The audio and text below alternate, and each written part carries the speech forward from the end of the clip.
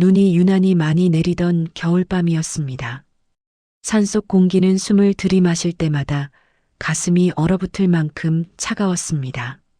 박지우는 학교 수업을 마치고 집으로 돌아가는 길이었어요. 낡은 운동화는 눈에 젖어 축축했고 손끝은 이미 감각이 둔해질 만큼 얼어 있었습니다. 그래도 그는 발걸음을 멈추지 않았습니다. 할머니 혼자 계신 집이 떠올라 서둘러야 했기 때문이죠. 그때였습니다. 바람 소리와는 다른 아주 약한 울음소리가 귀에 들어왔습니다. 처음에는 자신의 착각이라고 생각했습니다. 산에서는 짐승 소리도 많았고 바람이 나뭇가지를 흔들며 이상한 소리를 내기도 했기 때문입니다. 하지만 그 소리는 분명히 반복되었습니다. 끊어질 듯 이어지는 울음이었습니다. 지우는 발걸음을 멈추고 귀를 기울였습니다. 심장이 빠르게 뛰기 시작했어요. 그는 소리가 들려오는 방향으로 천천히 걸어갔습니다. 눈이 쌓인 길을 벗어나 숲 안쪽으로 들어갈수록 발이 푹푹 빠졌습니다. 큰 나무 한 그루 아래에서 소리는 더욱 선명해졌습니다. 나무 밑에는 눈에 반쯤 묻힌 작은 상자가 놓여 있었습니다. 택배 상자처럼 보였지만 비닐로 여러 겹 감싸져 있었습니다. 지우는 숨을 크게 들이마셨습니다. 마음속에서 설마라는 단어가 떠올랐죠. 조심스럽게 상자 가까이 다가갔습니다. 그리고 손으로 비닐을 걷어냈습니다. 그 순간 작은 얼굴이 눈에 들어왔습니다. 붉게 얼어붙은 뺨, 가늘게 떨리는 입술, 얇은 담요에 쌓인 아기였습니다. 지우는 그 자리에 그대로 굳어버렸습니다. 머릿속이 하얘졌고 현실인지 꿈인지 분간이 되지 않았습니다. 세상에, 그의 입에서 아주 작은 소리가 흘러나왔습니다. 아기는 힘없이 울고 있었고 숨소리마저 약해 보였습니다. 지우는 순간적으로 두려움이 밀려왔습니다. 이 아이를 어떻게 해야 할지, 지금 무엇을 해야 하는지 전혀 떠오르지 않았습니다. 경찰을 불러야 하나, 병원으로 가야 하나, 아니면 그냥 여기서 기다려야 하나? 머릿속이 복잡해졌습니다. 그러나 아기의 눈이 잠깐 마주쳤습니다. 흐릿하지만 분명히 살아있는 눈빛이었습니다. 그 순간 지훈의 마음이 무너졌습니다. 이 아이를 두고 돌아갈 수 없다는 생각이 들었습니다. 책임이라는 말보다 먼저 그냥 놓고 갈 수 없다는 감정이 올라왔습니다. 이유를 설명할 수는 없었지만 몸이 먼저 반응했습니다. 지우는 자신의 외투를 벗어 아기를 감쌌습니다. 차가운 공기에서 조금이라도 보호해주고 싶었습니다. 아기를 품에 안는 순간 생각보다 가벼워서 가슴이 더 아파왔습니다. 이렇게 작은 생명이 이 추운 산속에 버려졌다는 사실이 믿기지 않았습니다. 누군가의 선택이 이 아이를 여기까지 데려왔다는 생각에 손이 떨렸습니다. 조금만 참아 금방 따뜻한 데로 갈게. 그는 무의식적으로 그렇게 말하고 있었습니다. 말이 끝나자마자 스스로 놀랐습니다. 이미 마음속에서 이 아이를 책임지겠다는 방향으로 움직이고 있었기 때문입니다. 이건 우연이 아니라고 느껴졌습니다.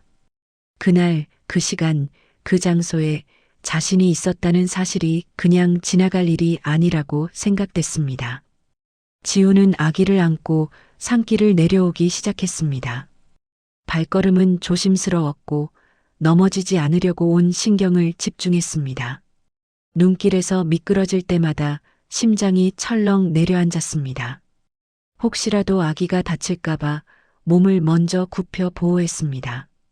그 순간만큼은 자신의 안전보다 아이가 먼저였습니다.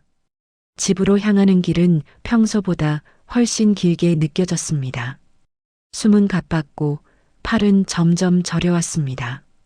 그래도 멈추지 않았습니다. 이 아이를 따뜻한 곳으로 데려가야 한다는 생각 하나만이 머릿속을 채우고 있었죠. 지우는 알지 못했습니다. 이 선택이 자신의 인생 전체를 바꿀 거라는 사실을요. 그리고 이 아이가 단순히 버려진 아기가 아니라는 것도요. 그날 밤 산속의 작은 상자 하나가 두 사람의 운명을 연결했습니다. 아무도 몰래 버리고 간 아이와 아무 준비도 되지 않은 고등학생이 한 가족이 되는 순간이었습니다. 그리고 이 이야기는 그 상자가 열리던 순간부터 이미 시작되고 있었던 겁니다. 지우는 집 앞에 도착했을 때 한동안 문을 열지 못하고 서 있었습니다. 한 손에는 아기를 안고 있었고 다른 한 손은 문고리를 붙잡은 채 떨리고 있었어요. 집 안에는 할머니가 계셨고 지금부터 벌어질 일들이 어떤 방향으로 흘러갈지 전혀 알 수 없었습니다. 그냥 지나칠 수 없어서 데려왔지만 그 선택이 얼마나 무거운지 이제야 실감이 났습니다. 문을 열자 따뜻한 공기가 얼굴을 감쌌습니다. 할머니는 부엌에서 불을 끄리고 계시다가 지훈을 보았습니다. 평소보다 늦게 들어온 손자를 보며 걱정스러운 표정을 지었죠. 그런데 지훈 품에 안긴 것을 보는 순간 할머니의 얼굴이 굳어버렸습니다. 눈은 커졌고 손에 들고 있던 국자가 바닥에 떨어졌습니다. 지훈아, 그게 뭐냐? 할머니의 목소리는 떨리고 있었습니다. 지훈은 잠시 말을 잇지 못했습니다. 어떻게 설명해야 할지 몰랐기 때문입니다. 그는 숨을 고르고 조심스럽게 말했습니다. 산에서 상자 안에 있었어요. 그냥 두고 올 수가 없었어요. 할머니는 천천히 다가와 아기를 내려다보았습니다. 아기는 여전히 약하게 울고 있었고 얼굴은 차가워 보였습니다. 할머니는 본능처럼 손을 내밀어 아기의 이마를 짚었습니다. 아이고, 이렇게 차가워서 어쩌냐. 그 말 한마디에 지훈의 눈이 붉어졌습니다. 자신이 잘한 건지 잘못한 건지 아직도 알 수 없었기 때문입니다. 할머니는 한참 동안 말을 잇지 못했습니다. 아기를 안고 있는 지훈과 그 얼굴을 번갈아 보며 깊은 한숨을 쉬었습니다. 그리고 조용히 말했습니다. 이건 내 인생이 달린 일이야. 그 말은 꾸중도 칭찬도 아니었습니다. 사실을 그대로 말하는 듯한 목소리였습니다. 지훈은 고개를 숙인 채 대답했습니다. 알아요. 근데 그냥 두고 올 수가 없었어요. 그 말에는 변명도 없고 계산도 없었습니다. 단순한 진심이었습니다. 할머니는 그 표정을 보고 더 이상 다그치지 못했습니다. 손자의 눈에는 이미 각오가 담겨 있었기 때문입니다. 할머니는 이불을 꺼내와 아기를 감쌌습니다. 그리고 난로 옆에 앉아 아기를 안았습니다. 그 손놀림은 익숙했고 조심스러웠습니다. 평생 아이를 키워온 손이었습니다. 일단 살려야지. 그 한마디로 모든 결정이 시작되었습니다. 법도 세상 시선도 미래 걱정도 그 순간에는 뒤로 밀렸습니다. 지우는 할머니 옆에 앉아 아기를 바라봤습니다. 숨이 조금씩 안정되는 걸 보고 나서야 마음이 놓였습니다.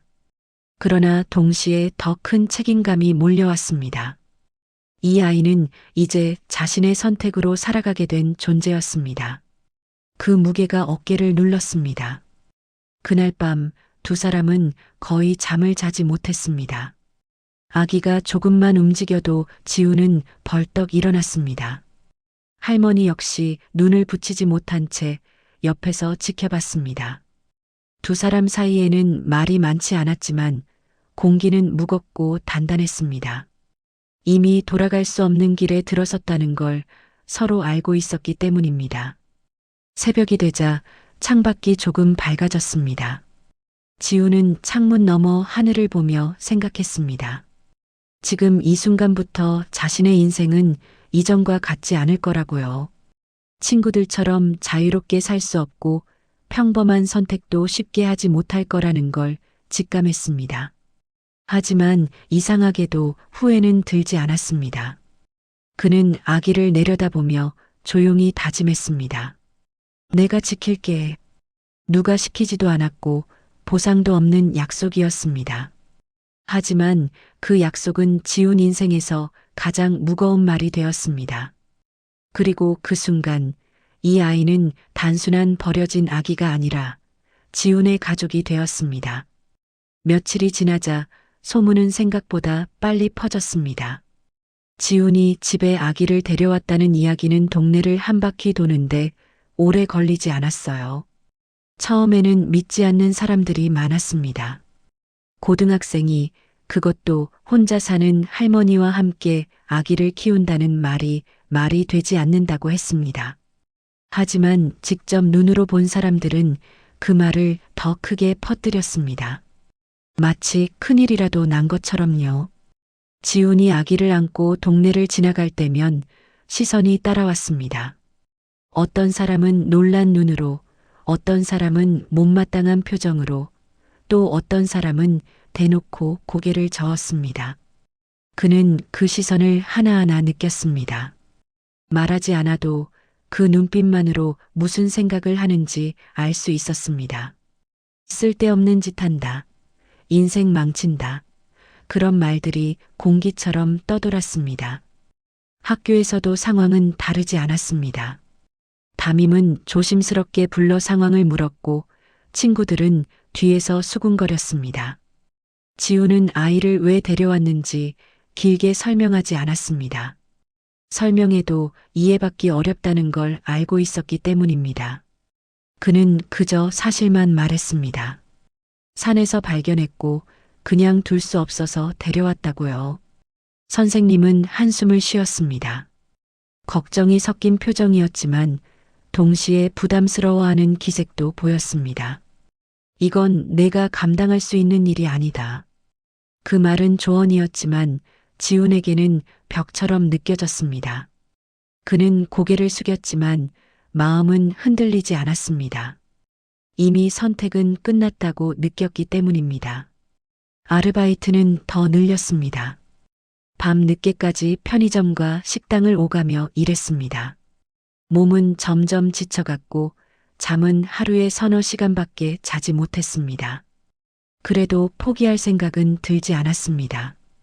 돈보다도 이 아이를 지킨다는 사실이 그를 버티게 했습니다. 할머니 역시 쉽지 않았습니다. 동네 사람들의 말이 귀에 들어올 때마다 마음이 무거워졌습니다. 어떤 이는 대놓고 말했습니다. 괜히 업보 짊어지고 사는 거야. 그 말에 할머니는 대꾸하지 않았습니다. 대신 아기를 더 꼭 안았습니다. 그게 대답이라고 생각했습니다. 지훈은 점점 세상과 벽이 생기는 걸 느꼈습니다. 친구들과의 거리도 멀어졌고 웃을 일도 줄었습니다. 하지만 집에 돌아와 아기의 얼굴을 보면 이상하게 마음이 풀렸습니다. 작은 손이 그의 손가락을 잡을 때면 모든 피로가 잠시 잊혔습니다. 그는 스스로에게 말했습니다. 이건 불행이 아니라 선택이라고요. 누군가는 무모하다고 하고 누군가는 어리석다고 하겠지만 자신에게는 그냥 책임이었습니다. 피하지 않기로 한 책임이었습니다. 시간이 흐르면서 지훈의 어깨는 점점 단단해졌습니다. 얼굴에는 나이에 맞지 않는 피로가 쌓였지만 눈빛은 더 또렷해졌습니다. 세상이 등을 돌려도 자신은 이 아이에게 등을 보이지 않겠다고 다짐했습니다. 그날 이후로 지훈은 알게 되었습니다. 이 아이를 키운다는 건 단지 한 생명을 살리는 일이 아니라는 것을요. 세상의 시선과 싸우는 일이었고 자기 자신과 싸우는 일이었습니다. 그리고 그 싸움은 이제 막 시작된 것이었습니다. 시간은 빠르게 흘렀습니다. 아기는 서연이라는 이름을 얻고 집안에 자연스럽게 스며들었습니다. 처음에는 밤마다 울음소리가 끊이지 않았고 지훈과 할머니는 번갈아가며 아이를 안고 달래야 했습니다. 지훈은 잠이 부족해 눈이 늘 충혈되어 있었지만 서연이 잠든 얼굴을 볼 때마다 이상하게 힘이 났습니다.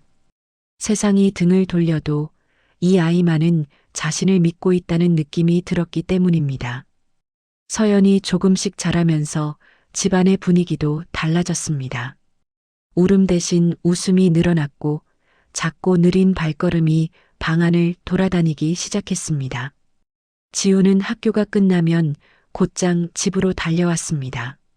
친구들과 어울리는 시간보다 서연을 안아주는 시간이 더 소중해졌습니다. 그는 자신이 고등학생이라는 사실을 잠시 잊고 어느새 부모처럼 행동하고 있었습니다. 할머니는 그런 지훈을 보며 마음이 복잡했습니다. 고맙기도 했고 미안하기도 했습니다. 손주가 감당하지 않아도 될 짐을 지고 있다는 걸 알았기 때문입니다. 지훈아, 내 인생도 생각해야지. 그 말은 늘 조심스럽게 나왔습니다. 지훈은 그럴 때마다 고개를 저었습니다. 이미 생각했어요.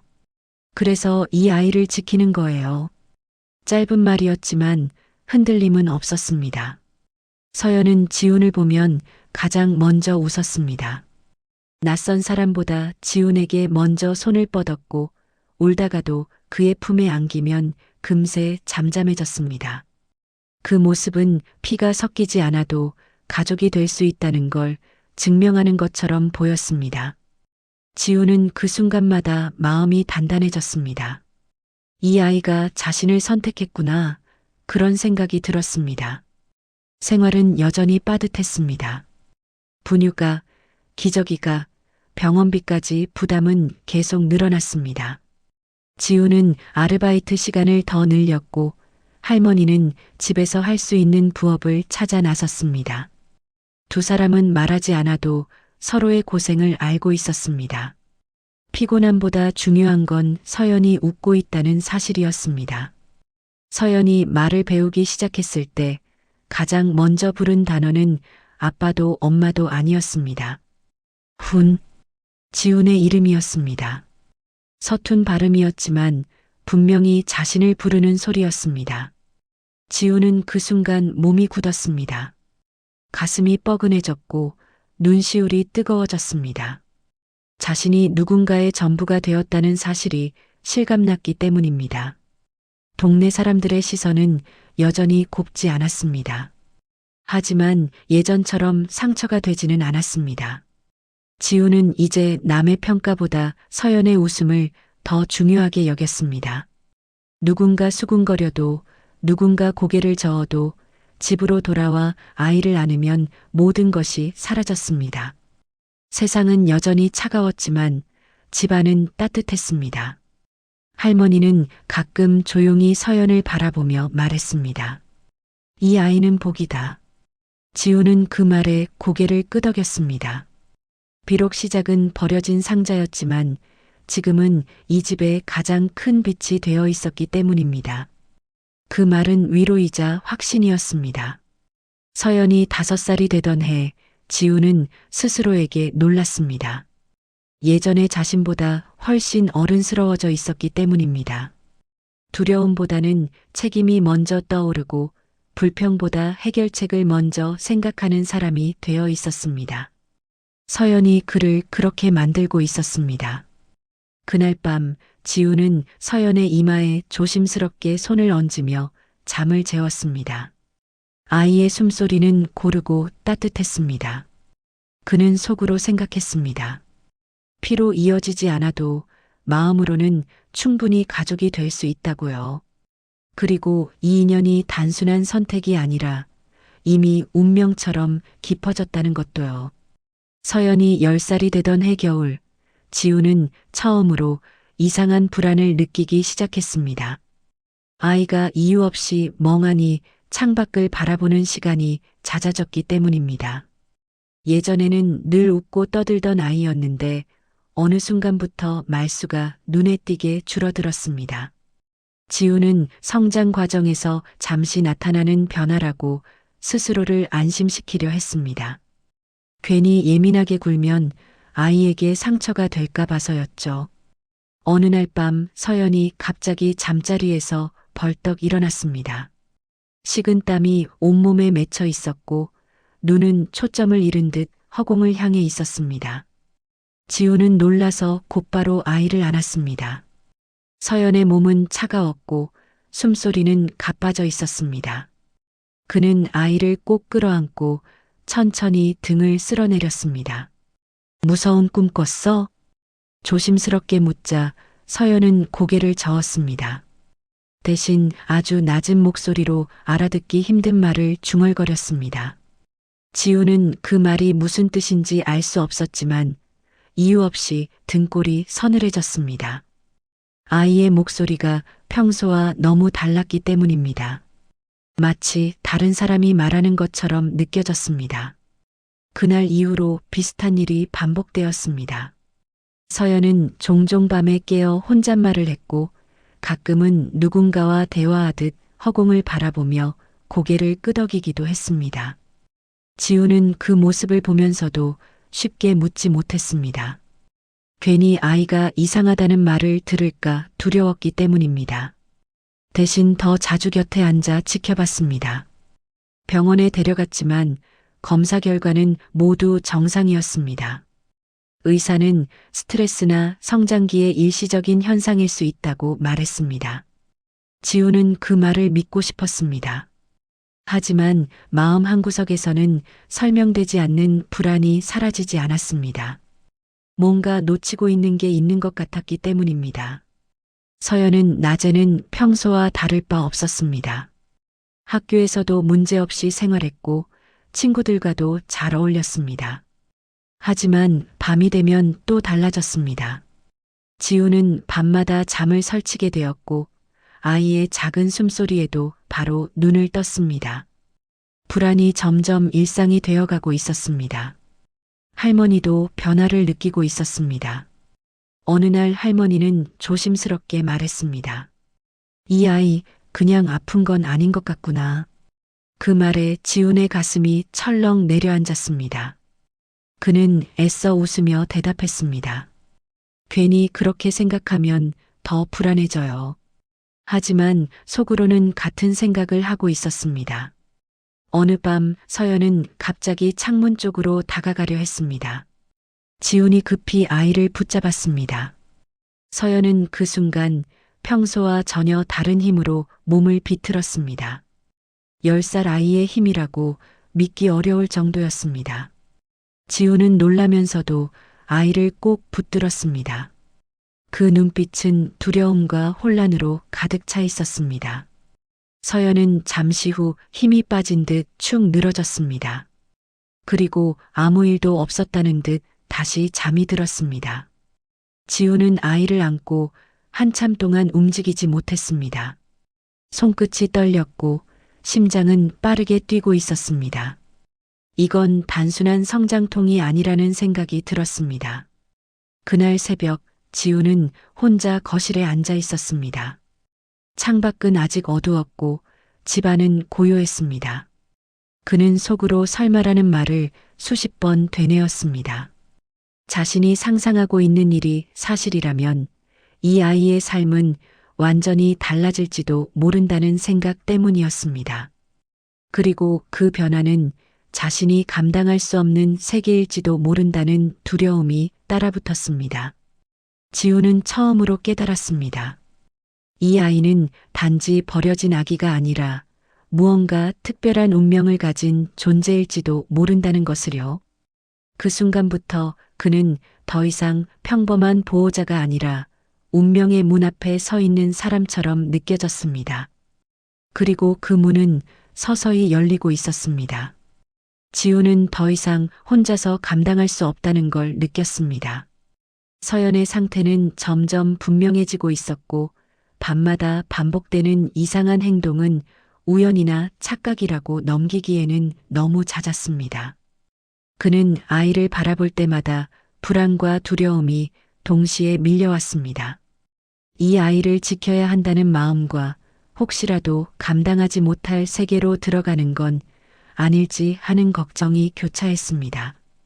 결국 지훈은 오래 망설이다가 한 사람을 찾아가기로 했습니다. 동네에서 조용히 유명하다는 무속인이었습니다. 직접 이름을 말하지 않아도 모두가 그분이라고 부르는 사람이었습니다. 지훈은 이런 선택을 하는 자신이 낯설었지만 병원에서도 답을 얻지 못한 이상 다른 길이 없다고 느꼈습니다. 그것이 마지막 선택이길 바랐습니다. 무속인의 집은 산자락 아래에 있었습니다. 낡았지만 정갈했고 문 앞에는 작은 종이 달려 있었습니다. 지훈이 문을 두드리자 안에서 낮고 차분한 목소리가 들렸습니다. 들어오세요. 그 한마디에 이상하게 가슴이 더 뛰었습니다. 이미 돌아갈 수 없는 길에 들어섰다는 느낌이 들었습니다. 안으로 들어가자 향 냄새가 은은하게 퍼져 있었습니다. 서연은 평소와 달리 말이 없었고 지훈의 손을 꼭 붙잡고 있었습니다. 무속인은 서연을 한참 바라보았습니다. 오래 보지도 급하게 말하지도 않았습니다. 그 침묵이 오히려 더 무겁게 느껴졌습니다. 서연은 갑자기 몸을 떨기 시작했습니다. 처음에는 미세한 떨림이었지만 곧 전신으로 퍼졌습니다. 지훈은 놀라 아이를 붙잡았습니다. 서연아, 괜찮아? 하지만 서연은 대답하지 않았습니다. 눈은 반쯤 감긴 채였고 호흡은 불규칙했습니다. 지훈의 손에 전해지는 체온이 빠르게 식어가는 것처럼 느껴졌습니다. 무속인은 그 모습을 보며 자리에서 일어났습니다. 표정은 놀라지 않았고 오히려 담담했습니다. 마치 오래전부터 알고 있었다는 듯한 얼굴이었습니다. 아이를 눕히세요. 지훈은 떨리는 손으로 서연을 바닥에 눕혔습니다. 심장은 미친 듯이 뛰고 있었지만 몸은 무겁게 굳어버린 듯 움직였습니다. 서연의 입에서 낮은 소리가 흘러나왔습니다. 평소의 목소리와는 전혀 다른 음색이었습니다. 지훈은 그 소리를 듣는 순간 설명할 수 없는 공포를 느꼈습니다. 아이가 아니라 전혀 다른 존재가 말하고 있는 것처럼 들렸기 때문입니다. 그는 순간적으로 아이를 다시 안아 보호하고 싶어졌습니다. 무속인은 조용히 고개를 끄덕였습니다. 그리고 지훈을 바라보며 낮은 목소리로 말했습니다. 이 아이 그냥 아픈 게 아닙니다. 그 말이 떨어지는 순간 지훈의 가슴이 내려앉았습니다. 예상하고 있던 말이었지만 실제로 듣는 건 전혀 다른 문제였습니다. 지훈은 숨을 고르며 물었습니다. 그럼 대체 뭔가요? 목소리는 떨렸지만 도망치고 싶지는 않았습니다. 아이의 곁을 지키겠다고 마음먹은 순간부터 진실을 마주해야 한다고 생각했기 때문입니다. 무속인은 잠시 눈을 감았다가 다시 떴습니다. 이 아이는 신이 부르는 아이입니다. 그 말은 짧았지만 무게는 엄청났습니다. 지훈은 그 말을 이해하려 애썼지만 머릿속이 하얘졌습니다. 신이라는 단어가 현실에서 이렇게 들릴 줄은 상상하지 못했습니다. 서연은 그 순간 갑자기 조용해졌습니다. 마치 아무 일도 없었다는 듯 숨을 고르며 누워 있었습니다. 지훈은 아이의 얼굴을 바라보며 혼란에 빠졌습니다. 방금까지의 일이 꿈인지 현실인지 구분이 되지 않았습니다. 하지만 무속인의 표정은 흔들림이 없었습니다. 그날 지훈은 알게 되었습니다. 자신이 키운 아이의 삶이 평범하지 않을 수도 있다는 사실을요. 그리고 그 문이 지금 이 순간 완전히 열렸다는 것도요. 지훈은 한동안 아무 말도 하지 못한 채 서연을 바라보고 있었습니다. 아이의 얼굴은 평온해 보였지만 조금 전까지 벌어졌던 일이 머릿속에서 떠나지 않았습니다. 무속인의 말이 귓가에 계속 맴돌았습니다. 신이 부르는 아이라는 표현이 현실처럼 느껴지지 않았습니다. 그는 이것이 꿈이길 바랐습니다. 하지만 아이의 미세하게 떨리는 손끝을 보는 순간 부정할 수 없다는 걸 알았습니다. 무속인은 조용히 물을 한 잔 내밀었습니다. 지훈은 손이 떨려 잔을 제대로 잡지 못했습니다. 물이 조금 흘러 바닥에 떨어졌지만 그는 신경 쓸 겨를이 없었습니다. 머릿속에는 서연이 겪게 될 미래가 스쳐 지나가고 있었습니다. 평범한 학교 생활, 평범한 친구들, 평범한 일상, 그 모든 것이 깨질지도 모른다는 두려움이 밀려왔습니다. 그럼 이 아이는 어떻게 되는 겁니까? 지훈의 목소리는 낮았지만 단단했습니다. 도망치지 않겠다는 의지가 담겨 있었습니다. 무속인은 잠시 숨을 고르고 말을 이었습니다. 선택을 해야 합니다. 받아들이느냐, 거부하느냐. 둘 다 쉬운 길은 아닙니다. 그 말은 위로가 아니라 사실에 가까웠습니다. 지우는 고개를 떨군 채 서연의 머리를 쓰다듬었습니다. 아이는 깊은 잠에 든 것처럼 고요했습니다. 이렇게 평범하고 작은 아이가 어떻게 그런 운명을 짊어질 수 있는지 이해할 수 없었습니다. 지훈의 가슴은 죄책감으로 가득 찼습니다. 그날 산에서 상자를 열지 않았다면 이 아이는 이런 삶을 살지 않아도 되었을지 모른다는 생각이 들었기 때문입니다. 무속인은 지훈의 표정을 읽은 듯 말했습니다. 그 아이는 버려진 것이 아닙니다. 이 길로 오기 위해 여기까지 온 겁니다. 그 말은 지훈을 위로하려는 것 같았지만 동시에 더 큰 책임을 안겨주었습니다. 그는 숨을 깊게 들이마셨습니다. 이 아이를 단순히 보호하는 것만으로는 부족하다는 걸 느꼈습니다. 지훈은 서연을 품에 안았습니다. 아이의 체온이 느껴지자 마음이 조금 가라앉았습니다. 무엇이 되든 어떤 운명을 갖게 되든 이 아이는 여전히 자신이 키운 아이였습니다. 신이 선택했든 운명이 정해져 있든 지훈에게 서연은 가족이었습니다. 그 사실만큼은 변하지 않았습니다. 제가 할 수 있는 건 뭔가요? 지훈의 질문은 절박했지만 흔들리지 않았습니다. 무속인은 천천히 고개를 끄덕였습니다. 곁에 있어주는 겁니다. 끝까지. 그 말은 단순했지만 지훈에게는 세상에서 가장 무거운 말처럼 들렸습니다. 지훈은 마음속으로 다짐했습니다. 누가 뭐라 해도 어떤 선택을 하게 되더라도 서연을 혼자 두지 않겠다고요. 세상이 아이를 특별한 존재로 부르든 두려운 존재로 보든 자신에게는 보호해야 할 가족이라는 사실은 달라지지 않았습니다. 그것이 지훈이 할 수 있는 유일한 참교육이자 세상에 대한 대답이었습니다. 그날 집으로 돌아오는 길, 지훈은 평소보다 말이 없었습니다. 서연은 그의 손을 꼭 잡고 있었습니다. 그 손길 하나가 지훈에게는 모든 답처럼 느껴졌습니다. 앞으로 어떤 일이 닥치든 이 손을 놓지 않겠다고 마음속으로 수없이 되뇌었습니다. 집에 도착했을 때 할머니는 두 사람의 얼굴을 보고 바로 느꼈습니다. 무언가 큰 일을 겪고 왔다는 것을요. 지훈은 길게 설명하지 않았습니다. 조금 시간이 필요해요. 그 말만 남기고 방으로 들어갔습니다. 그날 밤 지훈은 잠을 이루지 못했습니다. 하지만 도망칠 생각도 들지 않았습니다. 이제 그는 알고 있었습니다.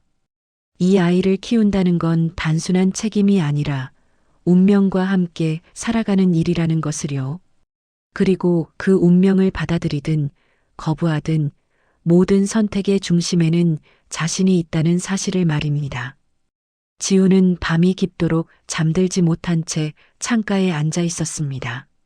서연의 숨소리가 방 안에서 규칙적으로 들려오고 있었고 그 소리는 지훈의 마음을 붙잡아주는 유일한 끈처럼 느껴졌습니다. 조금 전까지 들었던 무속인의 말이 머릿속에서 계속 맴돌았지만 그는 그 말보다 아이의 숨소리를 더 믿고 싶었습니다. 신이 부른 아이라는 말보다 자신이 키운 아이라는 사실이 더 중요하다고 스스로에게 되뇌었습니다. 서연의 얼굴은 평소와 다를 바 없이 평온했습니다. 그 작고 부드러운 얼굴을 보며 지훈은 다시 한번 느꼈습니다.